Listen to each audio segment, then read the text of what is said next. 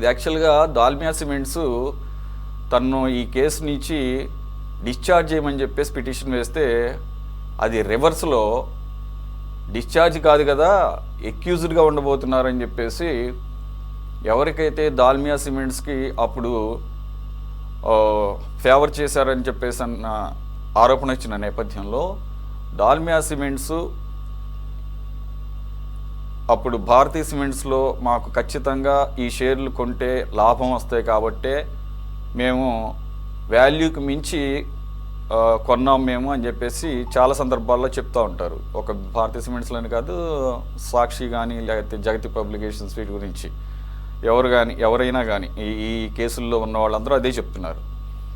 అక్కడ అంత వాల్యూ లేదు కదా, మార్కెట్ వాల్యూ, షేర్ వాల్యూ 10 రూపాయలు చేసే షేర్ వాల్యూని 330 రూపాయలకి ఎందుకు కొన్నారు అంటే మాకు నమ్మకం ఉంది అది ఖచ్చితంగా దాని వాల్యూ భవిష్యత్తులో పెరుగుతుందని చెప్పేసి చెప్తున్న సందర్భంలో అటువంటి సేమ్ అదే ప్యాటర్న్లో దాల్మియా కూడా అప్పట్లో ఏం చెప్పారు, మేము ఈ కంపెనీలో షేర్లు కొనటం వల్ల మాకు లాభాలు వస్తాయి, ఓకే మంచిదే.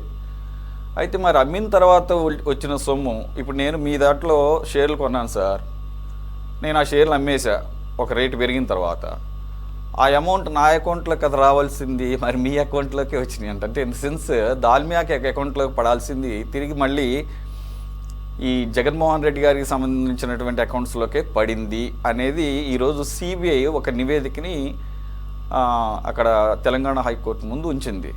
మరి దాన్ని క్విట్ ప్రోకో రూపంలో చెప్తున్నారు. ఇకపోతే దానికి సబ్స్టాన్షియల్ ఎవిడెన్స్గా లేకపోతే సపోర్టింగ్ ఎవిడెన్స్గా మరేది కూడా చెప్తున్నారు.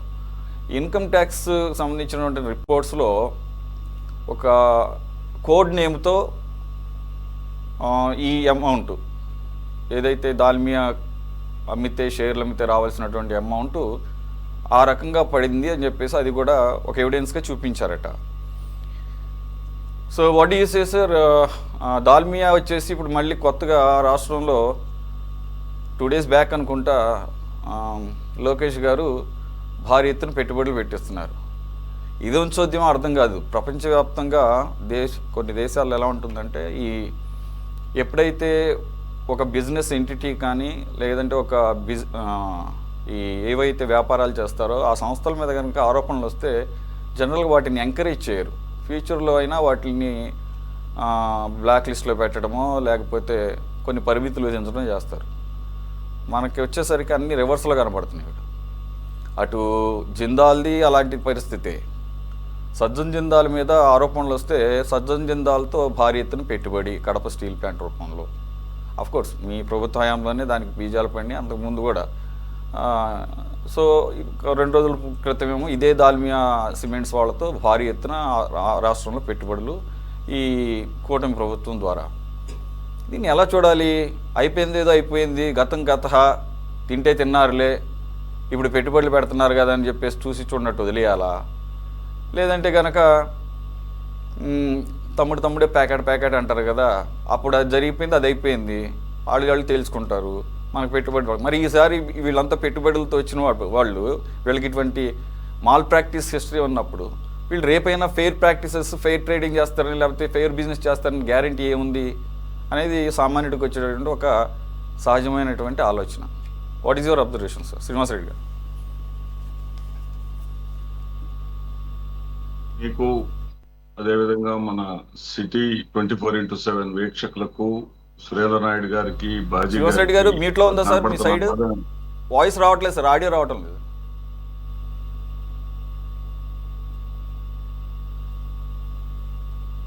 వస్తుందా అండి? ఓకే, నాకు స్టూడియోలోకి రావట్లేదు, చూడండి పీసీఆర్. ఏ సార్ మాట్లాడండి ప్లీజ్. ఓకే, ముందుగా 24/7 సిటీ వీక్షకులకు, మీకు డిబేట్లో పాల్గొంటున్నటువంటి సురేంద్ర నాయుడు గారికి, బాజీ గారు అనుకుంటా కాంగ్రెస్ తరఫున కనిపిస్తున్నారు, వారికి అందరికీ కూడా శుభ సాయంత్రం. నాకు ఈ డిబేట్లు వైసీపీపై ఆరోపణలు, వైసీపీపై 3 ఆరోపణలు, 6 డిబేట్లు ఆంధ్రప్రదేశ్ రాష్ట్రంలో ఇది తప్ప మరొకటి జరగట్లేదేమో అనిపిస్తా ఉంది. ఇక్కడ ఒక విషయం కూడా నాకు అర్థమవుతా ఉంది. ఏంటంటే అది ఒక్క నిమిషం అండి, ఇక్కడ వైఫై ఆన్లైన్ ఆన్ చేయలేదు, నేను ఆన్ చేస్తాను. Okay okay sir.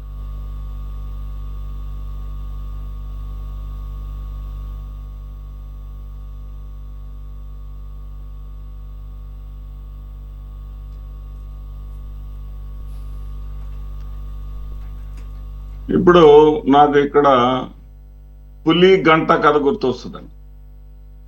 పులి గంట ఏంటంటే ప్రజలు ఎన్నో ఆశయాలతోటి ఆశలతోటి కొత్త ప్రభుత్వాన్ని ఎన్నుకున్నారు. ఆ ప్రభుత్వం కూడా వాళ్ళకి ప్రజల విశ్వాసాలకి నెరవేరుస్తుంది అనేటటువంటి ఆశగా వాళ్ళు ఎదురు చూస్తా ఉన్నారు. ఎదురు చూసేటటువంటి క్రమంలో వాళ్ళకి మద్దతు ఇచ్చేటటువంటి ప్రభుత్వం ఏమి చేసినా రైట్ అనేటటువంటి కొన్ని సంస్థలు, కొన్ని మీడియా సంస్థలు ఒక గంట కట్టేసినాయి వాటి మెడలో. గంట కట్టేసినాక ప్రభుత్వం ఇక ముందుకెళ్ళలేదు. ఎటు వెళ్ళాలంటే ఆ గంట మోగి తను మోగిన గంటను చూసి తానే భయపడతా ఉంటుంది. అలా ఉంది ఆంధ్రప్రదేశ్ రాష్ట్రంలో పరిస్థితి. కేవలం ప్రజలు కాదని తిరస్కరించి ఓడించినటువంటి వైఎస్ఆర్సీపీ మీద ఆరోపణలు చేస్తూ కాలక్షేపం చేయటం తప్ప అసలు ఆంధ్రప్రదేశ్ రాష్ట్రంలో ఏం జరుగుతుంది? అరే నిన్న ఏం జరిగింది ఆంధ్రప్రదేశ్ రాష్ట్రంలో? నెల్లూరులో ఒక దారుణమైనటువంటి ఆంజనేయులు అనేటటువంటి ఏడుకొండలు అనేటటువంటి యువకుడిని జైల్లోనే హతమార్చారు.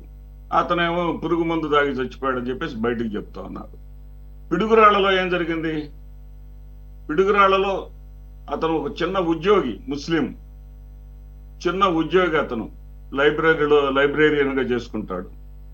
ఆ ఉద్యోగి కాస్త కూడబెట్టుకొని ఒక ఇల్లు కొనుక్కుంటే ఆ ఇంటిని ఆ అమ్మిన వాళ్ళు రేట్లు పెరిగినాయి అని చెప్పేసి వాళ్ళు ఇబ్బందులు గురి చేస్తా ఉంటే వాళ్ళకు మద్దతుగా పోలీస్ స్టేషన్ నిలిస్తే ఆ కుర్రవాడ సెల్ఫీ వీడియో బిట్టల్లో ఆత్మహత్య చేసుకున్నాడు. ఇలా అనేక సమస్యలు రాష్ట్రంలో ఉన్నాయి. దేశంలో మనకి సోనా చువాంగ్ అనేటటువంటి ఆయన మనం చూసాం. ఆయన ఏం చేస్తున్నాడు? నీట్ ఎగ్జామ్స్ లో ఏది పేపర్ లీక్ వల్ల మరణించినటువంటి విద్యార్థుల కోసం ఢిల్లీలోని జంతర్ మంతర్ మైదానంలో పెద్ద ఎత్తున ఉద్యమం జరుగుతూ ఉంటే దానికి మద్దతుగా అతను 19 రోజులుగా నిరాహార దీక్ష చేస్తా ఉన్నాడు. ఇటువంటి ప్రజలకు సంబంధించినటువంటి ఎలాంటి సమస్యలు కూడా మనకు రావట్లా, డిబేట్లకు రావట్లా. డిబేట్లకు ఏమొస్తున్నాయంటే వైసీపీ వైసీపీ వైసీపీ. ఎన్నాళ్ళు వైసీపీ మీద చేస్తారండి? దాల్మియాక వస్తున్నాయి. ఇప్పుడు దాల్మియాక మీద చేసినటువంటి ఆరోపణలు ఏదైతే ఉన్నాయో అవి సిబిఐ రుజువు చేసుకోవాల్సి ఉంది. సిబిఐ నివేదిక ఇచ్చింది. ఇప్పుడు వ్యాన్ పిక్ అనేటటువంటి దాన్ని తీసుకుంటే ఈడీ జప్తు ఆదేశాలు కూడా ఇచ్చింది.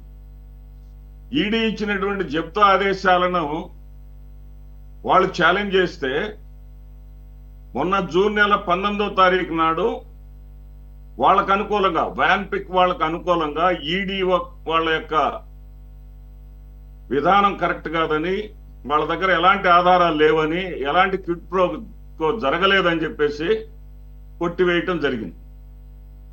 ఫలితంగా ఏం జరిగింది? ఆంధ్రప్రదేశ్ రాష్ట్రానికి ముఖ్యంగా గుంటూరు, ప్రకాశం జిల్లాలు భారీగా నష్టపోయాయి. వేలాది ఉద్యోగాలు వచ్చిండేవి.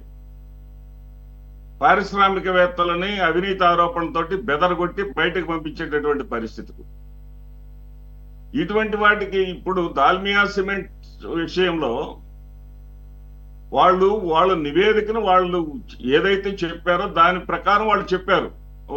నివేదిక ఇవ్వాలి, వాళ్ళ ఆరోపణల ప్రకారం వాళ్ళు నివేదిక ఇచ్చారు. ఇది అంతిమ తీర్పు కాదండి. వాళ్ళు రుజువు చేసుకోవాలి. రుజువు చేసుకునే పరిస్థితి ఉండదు కాబట్టే లోకేష్ గారు వారితోటి సత్సంబంధాలు పెట్టుకొని వారిని ఇండస్ట్రీస్ పరంగా కూడా ఎంకరేజ్ చేస్తా ఉన్నారు. ఇక్కడ ఏముండదు. అక్కడ మనం సబ్జెక్టు ఈ రకంగా మాట్లాడుకుంటా వెళితే మనం ఫోర్త్ ఎస్టేట్ గా ఎంతో బాధ్యతాయుతమైనటువంటి, నాకు నిజంగా సురేష్ గారు ఒక టీచర్ గా మాట్లాడుతున్నాను, నేను ఒక ప్యానలిస్ట్ గా మాట్లాడట్లేదు, ఒక పార్టీ తరఫున ప్యానలిస్ట్ గా మాట్లాడట్లేదు. నేను కాస్త నిద్ర సమయంలో ఉన్నప్పుడు మీ కుర్రవాడు ఫోన్ చేశాడు నాకు, సరే వస్తానులే అన్న. డిబేట్ల అంశాలు చూస్తే నాకు ఇదే అనిపించింది, ఎన్ని అంశాలు లేవండి రాష్ట్రంలో ఎదుర్కొంటున్నటువంటి సమస్యలు, ప్రజల సమస్యలు ఎన్ని లేవు. ఎంతసేపు వైసీపీని ఓడించారు కదా, ప్రజలు ఓడించి పక్కన పెట్టారు కదా. ఆ వైసీపీ గురించి కాకుండా ప్రజలు పరిపాలన ఇచ్చారు, అవకాశం ఇచ్చారు, అప్రతిగతమైనటువంటి మెజారిటీ 164 సీట్లు అంటే ఏంటండి? 164 సీట్లు పొందినటువంటి పార్టీకి ఇంకా వైసీపీ నిద్ర లేస్తే జగన్మోహన్ రెడ్డి ఏంటండి ఇది? అలాగే మీరు రేపటి నుంచి మీకు మిమ్మల్ని పిలిచే ముందు ఒకసారి మీతో మాట్లాడి ఏ టాపిక్ తీసుకోవాలో చెప్తే మేము కూడా కన్విన్స్ అయితే ఆ టాపిక్కే తీసుకుందాము.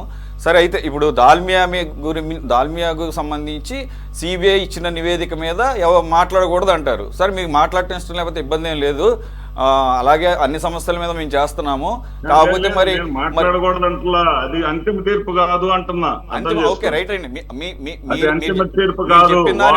మీరు చెప్పిన దాని ప్రకారంగా ఓకే సార్, అలాగే మీరు చెప్పిన దాని ప్రకారంగా దీని మీద అంతిమ తీర్పు ఎప్పుడు వస్తుందో అప్పుడే డిబేట్ పెట్టాలి. ఈ 15-20 సంవత్సరాల పాటు కూడా ఎవరు దాని గురించి మాట్లాడకూడదు అంటున్నారు. ఓకే, మంచిదే. ఇప్పుడు మీ పరిభాష అలా ఉంటే అది మీ ఇంట్రెస్ట్, ఇబ్బంది ఏం లేదు. సార్ సురేంద్ర నాయుడు గారు.